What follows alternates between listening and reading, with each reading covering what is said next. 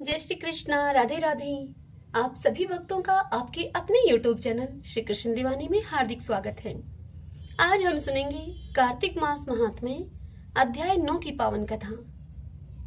सर्वप्रथम भगवान का स्मरण करते हुए सभी बोलिए ओम नमो भगवते वासुदेवाय, ओम श्री राधा कृष्णाभ्याम नमो नमः। सूत जी ने ऋषियों को संबोधित करके कहा कि हे ऋषियों, कार्तिक माह में स्नान, पूजन और व्रतों का महत्व जानकर राजा पृथु का मन कार्तिक महात्म्य और विष्णु पूजन में रंग गया, किंतु कुछ उत्सुकता फिर भी उनके मन में बनी हुई थी। उन्होंने नारद जी से कहा कि हे देव ऋषि नारद, आपने कार्तिक महात्म्य का बड़ा ही उत्तम फल कहा है। अब कृपा करके आप तुलसी का महात्म्य सिद्ध करने वाला दृष्टांत भी बताइए। यह सुनकर नारद जी उनसे बोले कि हे राजन, प्राचीन काल में सह्याद्री पर्वतमाला में करबीरपुर नामक एक स्थान पर धर्मदत्त नाम का एक ब्राह्मण रहा करता था। वह ब्राह्मण भगवान विष्णु का अनन्य भगत था। वह सदा ही ओम नमो भगवते वासुदेवाय इस मंत्र का जप करता रहा करता था। एक समय की बात है कि एक दिन जब रात्रि का प्रथम पहर शेष था, वह पूजन की सभी सामग्री की थाली लेकर विष्णु भगवान के मंदिर की ओर चला और कुछ दूर जाने पर अचानक अपने सामने से आती हुई एक राक्षसी को उसने देखा, जिसकी दशा बड़ी ही विचित्र और वह बड़ी ही भयानक थी। उसकी देह पर कोई वस्त्र नहीं था, वह बिल्कुल नग्न अवस्था में थी। उसकी आंखें लाल और दांत टेढ़े मेढ़े थे। उस भयानक राक्षसी को देखकर धर्मदत्त भय के मारे व्याकुल हो गया और अब वह ब्राह्मण थरथर कांपने लगा। वह राक्षसी घुर घुर की आवाज करती हुई उस ब्राह्मण की ओर बढ़ी। धर्मदत्त के पास अपनी रक्षा के लिए कोई अस्त्र शस्त्र तो था नहीं, अतः उसने पूजन की थाल में रखा हुआ तुलसी मिश्रित जल लेकर उस राक्षसी की ओर फेंका। उससे उस राक्षसी के सभी पाप नष्ट हो गए। उससे राक्षसी को सद्बुद्धि आ गई।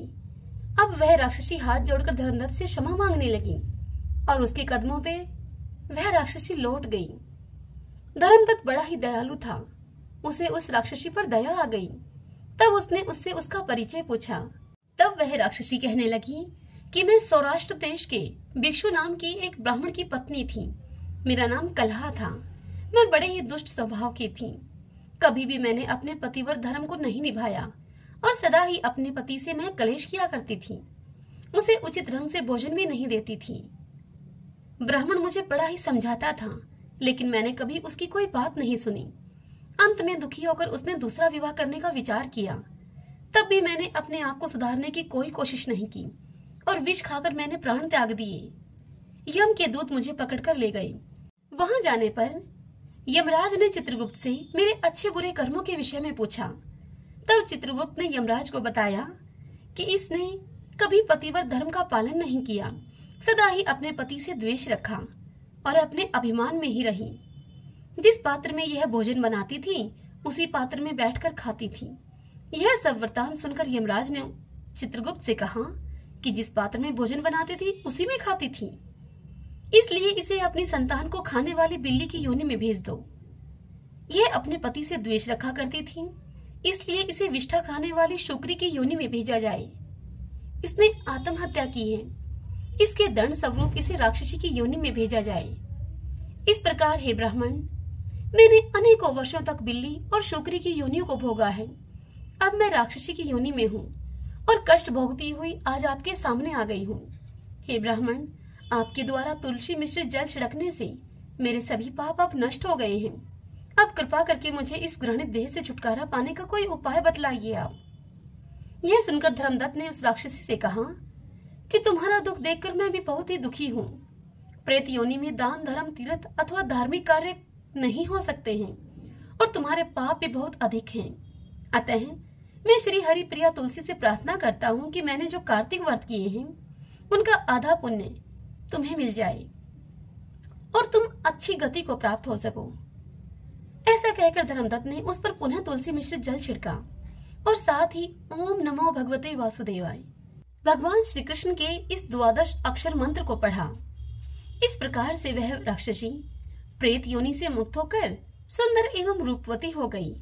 तब उसने धर्मदत्त को दोनों हाथ जोड़कर नमस्कार किया और प्रसन्नता से वह बोली, हे ब्राह्मण, पाप की अग्नि में जलती हुई पापिन को आपने शीतल जल रूप होकर बचा लिया है। आप तो धन्य हैं। उसी समय भगवान विष्णु के दूत जय विजय वहां पर आ गए और उस राक्षसी को एक दिव्य रथ में बैठाकर बैकुंठ को ले गए। श्रीमन नारायण नारायण हरि हरि, भजमन नारायण नारायण हरि हरि। आइए भक्तजनों, अब हम कार्तिक मास में सुनी जाने वाली तुलसी जी की कथा और पंच भिक्षु की कथा सुनते हैं। सभी बोले तुलसी माता की जय। कार्तिक के महीने में सभी औरतें तुलसी माता को सींचने के लिए जाती थीं। सभी औरतें तो तुलसी माता को सींचकर अपने घर वापस आ जाती, लेकिन एक बुढ़िया माई आती, अपना पाठ पूजन करती और फिर तुलसी माता से कहती, हे तुलसी माता, सत की दाता, मैं बिरला तेरा सींचूं, तू मुझे बहू दे, पीले रंग की धोती दे, मीठा मीठा ग्रास दे, बैकुंठ में वास दे, चटक की चाल दे, अच्छी मौत दे, चंदन का काट दे, अच्छा रास दे, दाल भात खाने को दे और 11 का दिन दे, श्री कृष्ण भगवान का कांधा दे। यह सुनकर तुलसी माता अब सूखने लगी। तब भगवान श्री कृष्ण ने तुलसी जी से पूछा कि हे तुलसी, इतनी औरतें आती हैं, तुम्हें जिमाती हैं, तुम्हें नहलाती हैं, तुम्हें भोग लगाती हैं, तुम्हारा पूजन करती हैं, तुम फिर भी सूख रही हो, ऐसा क्या हो रहा है? तब तुलसी माता ने कहा कि आप मेरे मन की मत पूछो। तब भगवान ने कहा कि अगर यह बात मैं नहीं पूछूंगा तो कौन तुमसे पूछेगा? तब तुलसी माता कहने लगी कि एक बुढ़िया माई आती है और रोज मेरा पूजन करने के बाद मुझसे कुछ ऐसा कहकर जाती है, मैं उसे और तो सब कुछ दे दूंगी, लेकिन श्री कृष्ण का कांधा उसे कहां से दूंगी? यह सुनकर भगवान श्री कृष्ण बोले कि तुम उस बुढ़िया माई से कह देना, उसको कांधा वह मरेगी जब अपने आप दे आऊंगा मैं। अब कुछ दिन के बाद ही वह बुढ़िया माई मर गई। जब बुढ़िया माई मर गई तो सारे गांव के लोग उसको उठाकर लेकर जाने लगे, लेकिन वह इतनी भारी हो गई कि किसी से भी न उठी। तब भगवान श्री कृष्ण एक बूढ़े ब्राह्मण का वेश धारण करके वहां पर गए और पूछने लगे कि यह कैसी भीड़ है भाई? तो वहां गांव के लोग खड़े हुए थे, वह कहने लगे, यह बुढ़िया माई मर गई है, बड़ी ही पूजा पाठ किया करती थी, पाप नष्ट होने की माला भी फेरती थी, फिर भी इतनी भारी हो गई है कि किसी से भी नहीं उठती। तब भगवान कहने लगे उनसे कि इसके कान में मुझे एक बात कहने दो, तब यह आसानी से उठ जाएगी। तब वहां खड़े हुए वह लोग कहने लगे कि भाई तुम भी अपना प्रयास करके देख लो। इतना सुनने के बाद भगवान श्री कृष्ण उस बुढ़िया माई के पास में गए और उसके कान में कुछ भगवान ने ऐसा कहा। भगवान श्री कृष्ण बोले कि बुढ़िया माई, अपने मन की निकाल ले, पीतांबर की धोती ले, मीठा मीठा ग्रास ले, बैकुंठ का वास ले, चटक की चाल ले, चंदन का काट ले, झालर की झनकार ले, दाल भात का जीवन ले और श्री कृष्ण का कांधा ले। यह बात सुनकर अब बुढ़िया माई हल्की हो गई। उसे भगवान श्री कृष्ण अपने कंधे पर ले गए। अंत में उस बुढ़िया माई को मुक्ति मिल गई। हे तुलसी माता, जैसे उसको मुक्ति मिली वैसे ही हमारी भी करना। हे भगवान श्री कृष्ण, जैसे आपने बुढ़िया माई को कांधा दिया वैसा ही हमको भी देना। इस कथा को कहते सुनते हुंकारा भरते सभी पर अपनी कृपा करना। पंच भिक्षु की कथा। एक साहूकार था, उसके एक बेटा और एक बहू थे।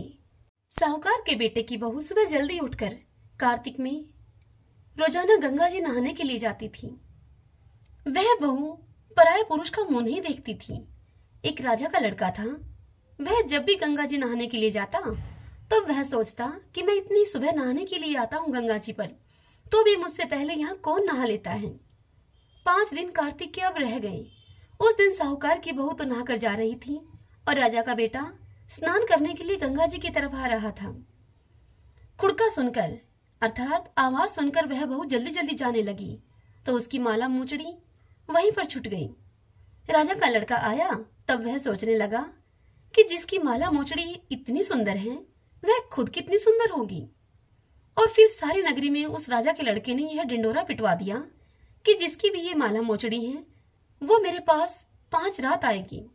जब साहूकार के बेटे की बहू ने यह ढिंडोरा सुना तब उसने राजा के लड़के को यह कहलवा दिया कि मैं 5 दिन आऊंगी, पर किसी को साग भरने के लिए बैठा देना।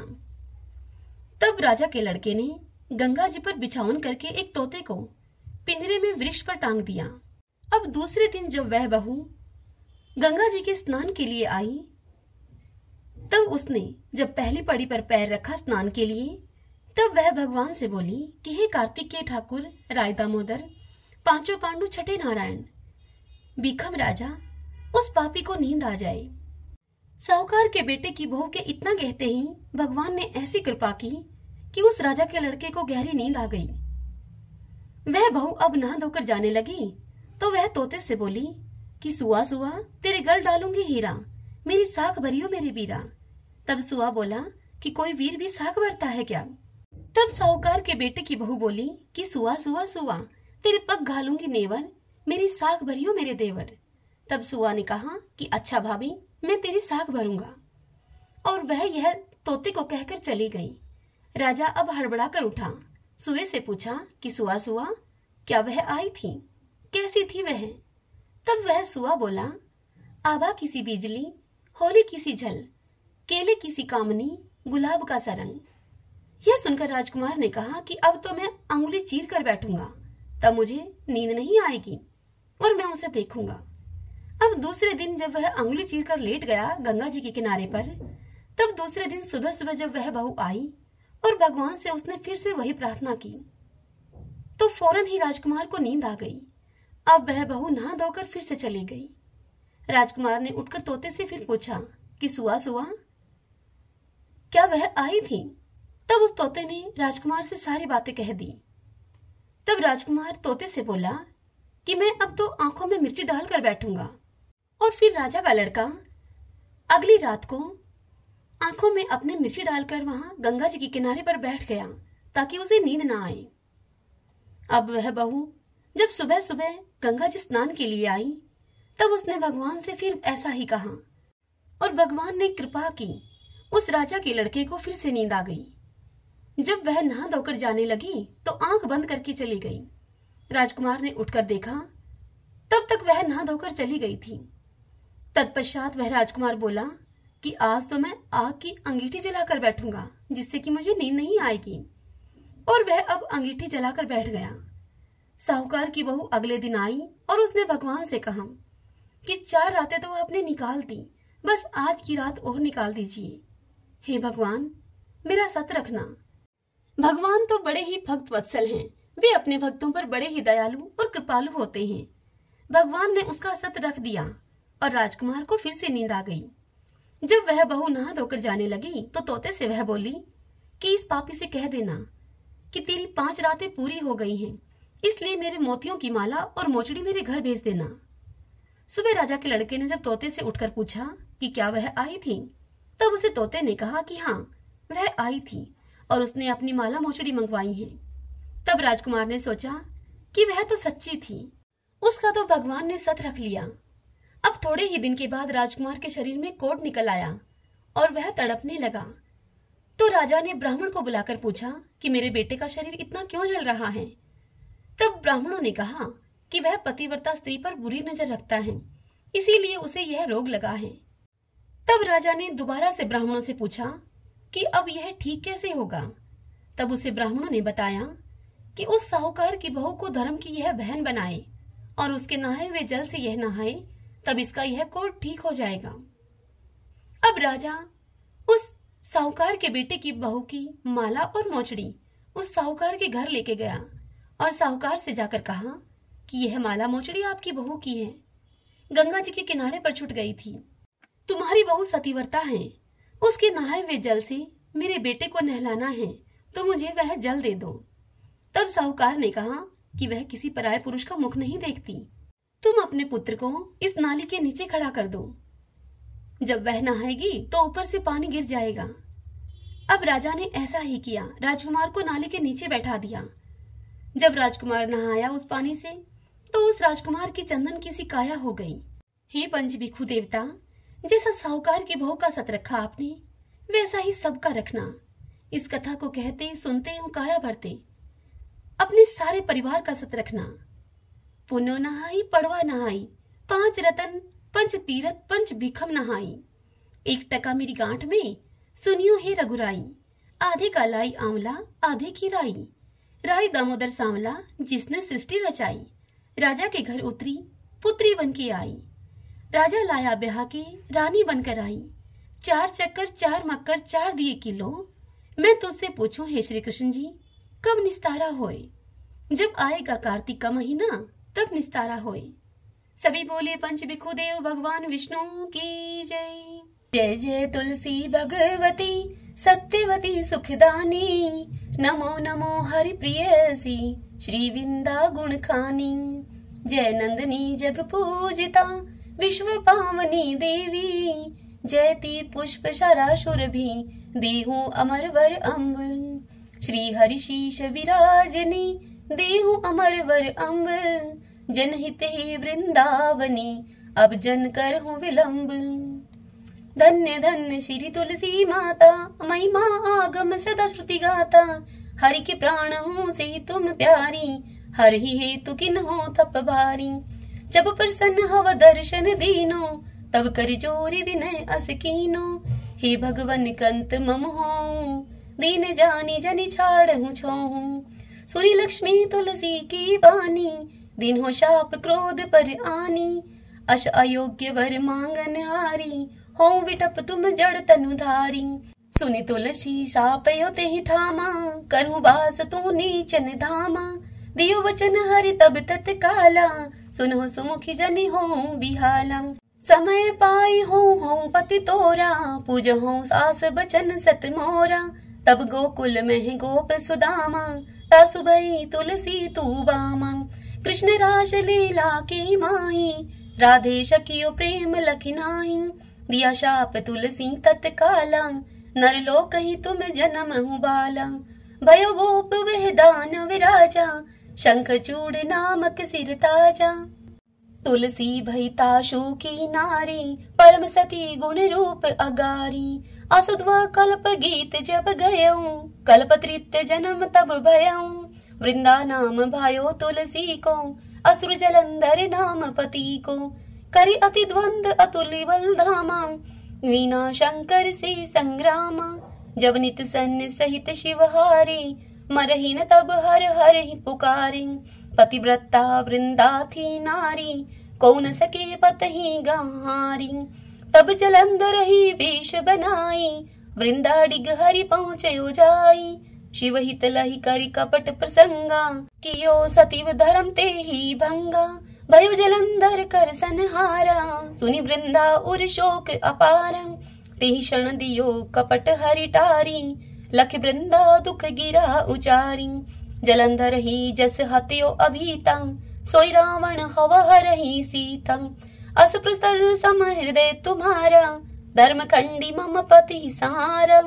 यही कारण लही शाप हमारा, होवे तनु पाषाण तुम्हारा। सुनि हरि तुरत ही वचन उचारे, दियो शाप तुम बिना विचारे। लखियो न नित कर तूति पति को, छलन चयो जब पार्वती को। जड़मति तू अस हो जड़ रूपा, जग में तुलसी विटप अनूपा। धर्म रूप हम शाली ग्रामा, नदी गंड की बीच ललामा। जो तुलसी दल हम ही चढ़ाई है, सब सुख भोग परम पद पाई है। बिनु तुलसी हरि जलत शरीरा, अतिशय उठत शीश उर पीरा। जो तुलसी दल हरि शिव धारत, जो सहस्र घट अमृत डारत। तुलसी हरि मन रंजन हारी, रोग दोष दुख भंजन हारी। प्रेम सहित हरि भजन निरंतर, तुलसी राधा में नहीं अंतर। सभी बोलिए तुलसी मात की जय। अब हम तुलसी माता और कार्तिक भगवान की आरती करते हैं। जय जय तुलसी माता, जय जय तुलसी माता। सब जग की सुखदाता वरदाता, जय जय तुलसी माता। सभी योगों के ऊपर, सब रोगों के ऊपर, रुज से रक्षा करके भव त्राता। जय जय तुलसी माता। बटुपुत्री हे श्यामा, सुरबल हे ग्राम्या। विष्णु प्रिय जो तुमको सेवे, सो नर तर जाता। जय जय तुलसी माता। हरि के शीश विराजत, त्रिभुवन से हो वंदित। पतित जनों की तारिणी विख्याता। जय जय तुलसी माता। लेकर जन्म विजन में, आई दिव्य भवन में। मानव लोक तुम्ही से, सुख संपत्ति पाता। जय जय तुलसी माता। हरि को तुम अति प्यारी, श्याम वरण कुमारी। प्रेम अजब है उनको, तुमसे कैसा नाता। जय जय तुलसी माता। जय जय तुलसी माता। आरती उतारूं मारा कार्तिक भगवान की। आरती उतारूं मारा कार्तिक भगवान की। ठाकुर जी की सेवा में मैं राम नाम बोलती। ठाकुर जी की सेवा में मैं राम नाम बोलती। गाय की सेवा में मारे गोबर पानी बाड़ा में। गाय की सेवा में मारे गोबर पानी बाड़ा में। तुलसी जी की सेवा में मारे तुलसी फल फूल आंगन में। तुलसी जी की सेवा में मारे तुलसी फल फूल आंगन में। आरती उतारूं मारा कार्तिक भगवान की। आरती उतारूं मारा कार्तिक भगवान की।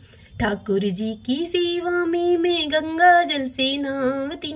ठाकुर जी की सेवा में मैं गंगा जल से नहावती।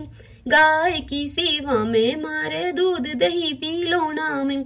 गाय की सेवा में मारे दूध दही पी लोना में। तुलसी जी की सेवा में मारे बरकत है घर आंगन में। तुलसी जी की सेवा में मारे बरकत है घर आंगन में। आरती उतारूं मारा कार्तिक भगवान की। आरती उतारूं मारा कार्तिक भगवान की। ठाकुर जी की सेवा में तिलक लाग्यो मारा माथा में। ठाकुर जी की सेवा में तिलक लाग्यो मारा माथा में।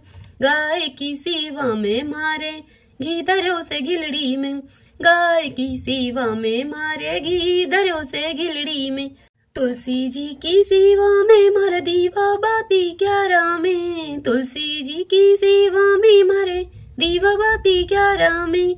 आरती उतारूं मारा कार्तिक भगवान की। आरती उतारूं मारा कार्तिक भगवान की। ठाकुर जी की सेवा में माखन मिश्री दोना में। ठाकुर जी की सेवा में माखन मिश्री दोना में। गाय की सेवा में मारे छाछ राबड़ी थाली में। गाय की सेवा में मारे छाछ राबड़ी थाली में। तुलसी जी की सेवा में मारे अखंड सुहाग साथ में। तुलसी जी की सेवा में मारे अखंड सुहाग साथ में। आरती उतारूं मारा कार्तिक भगवान की। आरती उतारूं मारा कार्तिक भगवान की। ठाकुर जी की सेवा में नित उठ मंदिर जावती। ठाकुर जी की सेवा में मैं नित उठ मंदिर जावती। गाय की सेवा में मारे नित उठ बुहारी लगावती। गाय की सेवा में मैं नित उठ के बुहारी लगावती। तुलसी जी की सेवा में मैं नित जल से चूक्यारा में। तुलसी जी की सेवा में मैं नित जल से चूक्यारा में। आरती उतारूं मारा कार्तिक भगवान की। आरती उतारूं मारा कार्तिक भगवान की। ठाकुर जी की सेवा में सखियों का संग है मंदिर में। ठाकुर जी की सेवा में नित सखियों का संग है मंदिर में। गाय की सेवा में मारे साथ ग्वाला आंगन में।